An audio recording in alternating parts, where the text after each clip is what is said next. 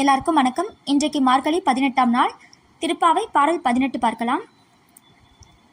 உந்து மத களிற்றன் ஓடாத தோல்வலியன் நந்தகோபாலன் மருமகளே நப்பின்னாய் கந்தம் கமழும் குழலி கடை திறவாய் வந்தெங்கும் கோழி அழைத்தனக்கான் மாதவி வந்தல் மேல் பல்கால் குயிலினங்கள் கூவினகான் பந்தார் விரலி உண்மைத்துனன் பேர் பாட செந்தாமரை கையால் சீரார் வளையொலிப்ப வந்து தீரவாய் மகிழ்ந்தேலோர் எம்பாவாய்.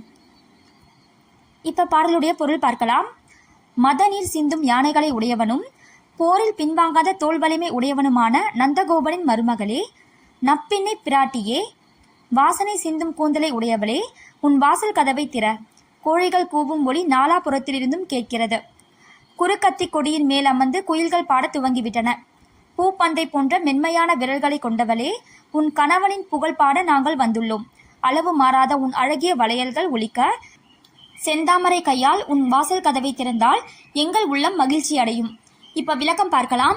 பெருமாள் கோயிலுக்கு போனால் நேராக சுவாமி சன்னதிக்கு போகக்கூடாது. தாயாரை முதலில் சேவிக்க வேண்டும். வீட்டில் கூட அப்படித்தானே. அப்பாவிடம் கோரிக்கை வைத்தால் எதற்கடா அதெல்லாம் என்று மீசையை முறுக்குவார். அதையே அம்மாவிடம் சொல்லி அப்பாவிடம் கேட்க சொன்னால் அதே கோரிக்கை 10 நிமிடத்தில் நிறைவேறிவிடும். இதுபோல்தான் நாராயணனிடம் ஒரு கோரிக்கை வைத்தால் அந்த மாயன் அவ்வளவு எளிதில் ஏற்க மாட்டான். அதையே தாயாரிடம் சொல்லி வைத்து விட்டால் அவனால் தப்பவே முடியாது. நரசிம்மரின் கோபத்தை கூட அடக்கியவள் அல்லவா அவள். அதனால் கண்ணனின் மனைவி நப்பினையை எழுப்பி கண்ணனை எழுப்புகிறார்கள் பாவை நோன்பிருக்கும் பெண்கள். இந்த பதிவு உங்க பயனுள்ள பதிவாக நம்புறேன். இந்த பதிவு உங்களுக்கு பிடிச்சிருந்தா லைக் பண்ணுங்க, ஷேர் பண்ணுங்க, சப்ஸ்கிரைப் பண்ணுங்க. நன்றி, வணக்கம்.